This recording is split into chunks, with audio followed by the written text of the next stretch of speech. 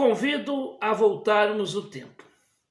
Vamos voltar para 29 de setembro de 1968.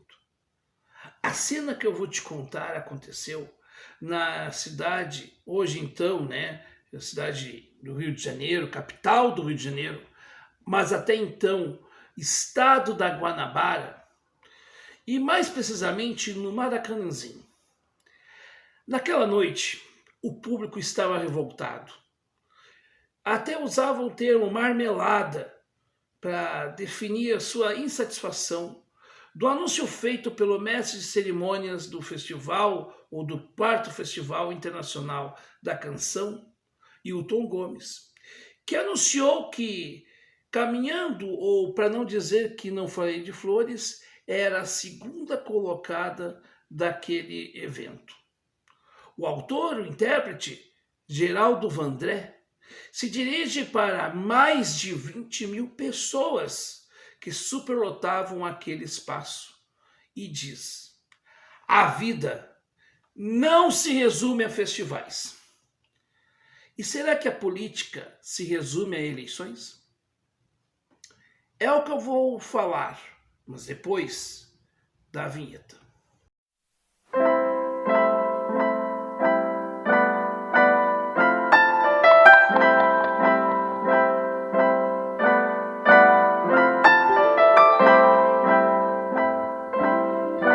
Bom, se você está cansada ou cansado de lacração e toda esta bobagem lançada pelo bolsolulismo, seja bem-vinda ou bem-vindo ao canal Falando de História. Eu sou Noé Gomes e aqui a gente tem vídeos novos sempre de segunda a sábado, às 18 horas e aos domingos, às 9 da manhã. Bom, já chegamos à marca de 17 mil inscritos aqui no canal, a qual eu agradeço a todos que estão aqui inscritos. Mas eu te convido, a você que chegou agora e curte essa proposta, se inscreve no nosso canal, acione o sininho das notificações para não perder mais nenhum vídeo novo aqui. Porque aqui a gente busca a reflexão, o conhecimento, a criticidade. Certo? Pois bem, vamos voltar a 1968. Caminhando, ou para não dizer que não falei de flores, ficou em segundo lugar para Sabiá, de Tom Jobim e Chico Buarque. Vaiados pelo público e, aliás, sendo advertidos pelo Vandré, que dizia: nem Tom Jobim nem Chico Buarque mereciam vaias. Enfim. O fato é que Sabiá é hoje uma música desconhecida do grande público, a bem da verdade. Ao passo que Caminhando, pelo menos até umas décadas um pouco recentes, a nossa atual, é uma letra que ganhou muita popularidade. Teve uma regravação também muito famosa da Simone, também, na década de 90 e tal. E ela ultrapassou os tempos. Então, respondendo a esse tipo de comentário, que eu vou colocar aqui na tela, é que parto do pensamento de Darcy Ribeiro, que dizia que teve muitos fracassos na sua vida, mas que detestaria estar ao lado dos que lhe venceram. E, sinceramente, o que eu posso dizer para uma pessoa que vem com esse tipo de comentário aqui no canal? Se não é o primeiro, não vai ser nem o último, e vai ter muita gente que vai escrever assim. Vai ter bolsonarista que vai escrever assim, vai ter lulista que vai escrever isto, e vai dizer que, bom, o Ciro Gomes só ficou com 3%, blá blá blá, blá blá blá, blá blá blá. Como se os números fossem, de fato, os balizadores para dizer que a qualidade das pessoas se resume a números. Ah, porque se a pessoa tem um canal pequeno é porque ela não tem valor, ela tem um canal pequeno.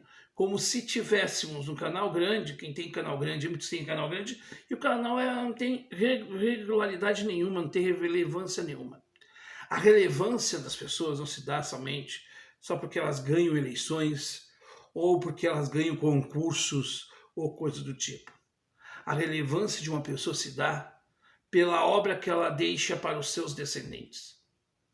E aqui vai uma observação. A vida política não se resume a eleições. Nós podemos ter desempenhos eleitorais muito bons ou muito maus, depende. Porque há uma população despolitizada que não entendeu que o que precisa o Brasil é de um projeto. E quem saiu derrotado foi a própria população. Afinal de contas, o PT não ganhou a eleição politicamente. Ela ganhou em cima da rejeição cavada pelo próprio bolsonarismo, que não entendeu que perdeu para ele próprio. O PT não ganhou a eleição. Foi o bolsonarismo que perdeu para ele próprio. Perdeu para ele próprio quando ele aceitou a narrativa do PT no primeiro turno e não o derrotou, de medo de ser derrotado pelo próprio Ciro.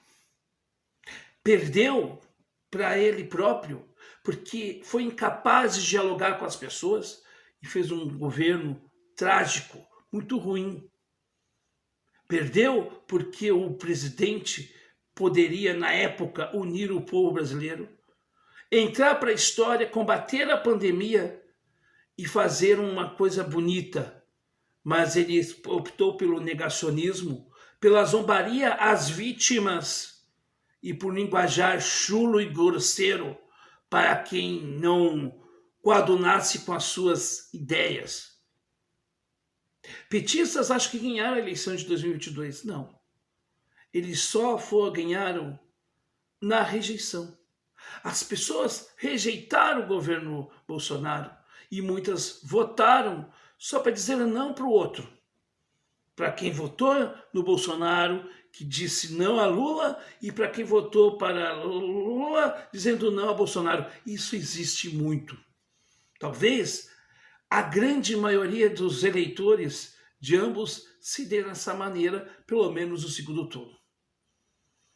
A verdade é que quando eu vejo pessoas falando isto, é que elas não entenderam que muito mais importante que as eleições é você manter um programa, é você manter um ideal, é você ter uma proposta e levantar essa proposta com uma bandeira de formação, com uma bandeira que é o símbolo de verdade.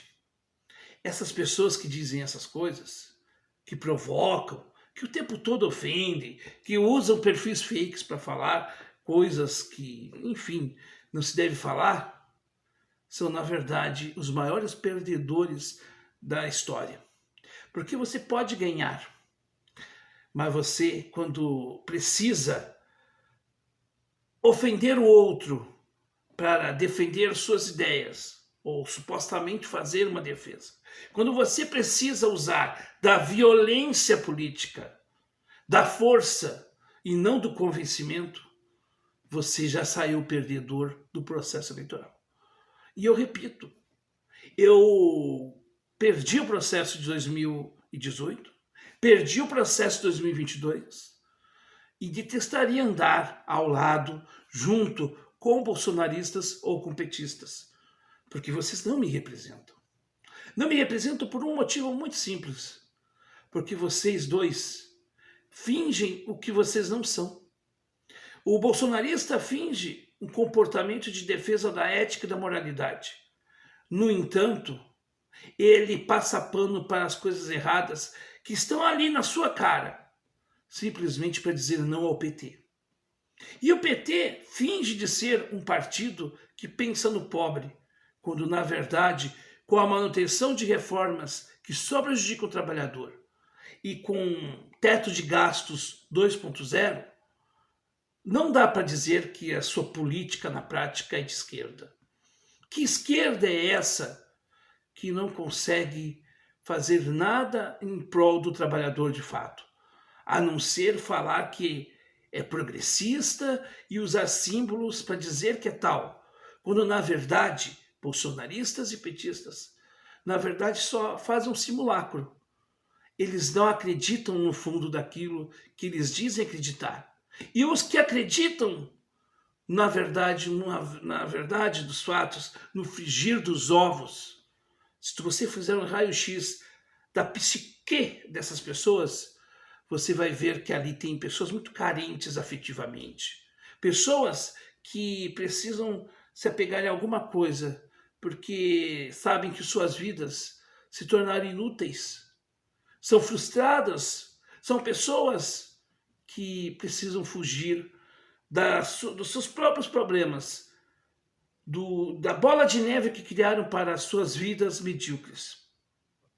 E aí, meus caros, a agressividade se dá como sinal de pedido de socorro, quando na verdade eu digo para você que você é que vai fazer a sua felicidade.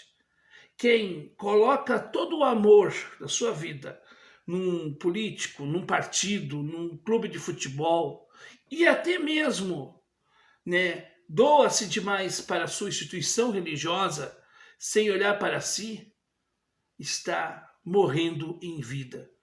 E eu não optei por este caminho.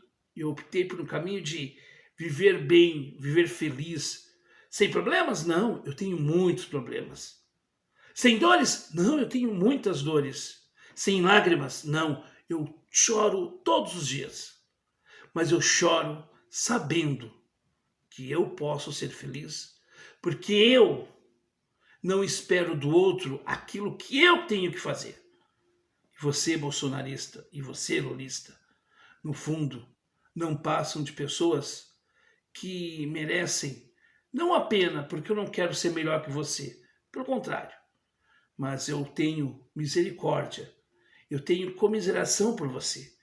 No fundo, você não passa de um frustrado ou de uma frustrada, de um covarde, não um covarde que se esconde do mundo, mas de você mesmo.